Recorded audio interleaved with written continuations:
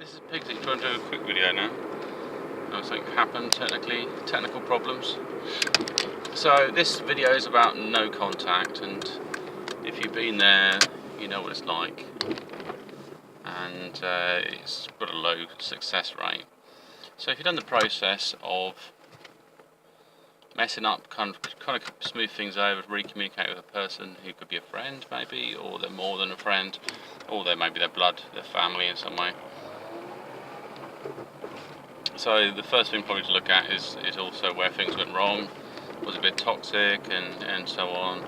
And maybe for me it's overreading a situation, becoming oversensitive, and then over-investing emotionally into something without looking at the natural push-me-pull-me of relationship dynamics. In essence, I should just pretend that they're not there, even though I do care about them, and just pretend to be a friend and see what happens. Maybe put the odd hint in there, but then leave it. It's probably the best for a male strategy than overcommitting.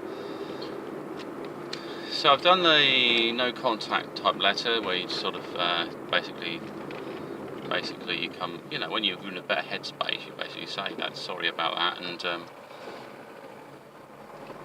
probably have a little bit of charm in there, and it's a light letter, so they know there's no issues with you don't have any issues with them, and everything's good. But you don't push for any meeting particularly. You leave that door open if they want to write back to you. If they don't, they don't.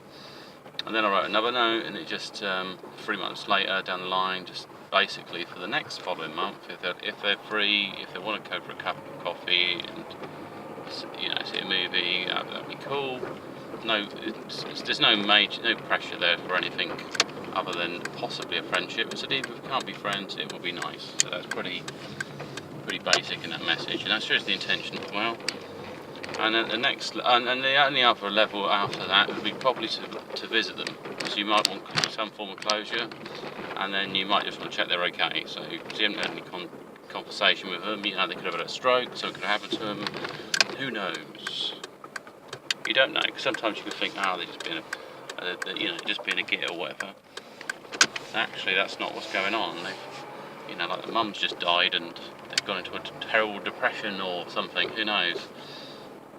But that's airy-fairy. Without facts, you can't establish anything like that. So, without facts, though, you need to have a conversation. I know often I say listen and heard and stuff. It's very one-sided. What does the bloke want? The bloke wants to be. He wants to be able to communicate and be understood as well, and then at least get the conversation at a point of closure. Well, it might work out. It might say, "Well, actually, I'm doing all right. How are you?" That's okay. And then but just a very brief contact. If you do, turning up at someone's doorstep's a little iffy. You have to consider what you wear, what you're going to say. If things go wrong, you have to cover all the bases before you think about something like that. Anyway, and also the day you turn up as well, the time. Probably for me, I'll bring some sort of like peace lilies sort of thing, and and then also social zones as well. So if you knock on the door, step back a distance from it. They can see you, and they can also see your intentions are to rush in the building or something. But actually, just want to say hi, how are you, and or might have got the peace letter, say come in peace, how are you doing? If they tell you to get lost, fair enough, I respect what you're saying, and leave. No aggro, because that's not what you want. And also, if you find you're feeling a bit toxic, say you just want to sort of, it's lovely to see that you're doing all right. I've got to crack on now with some work or do something, and then that way they've only seen the best of you there, or the side you want to show, even if they're not showing their best side.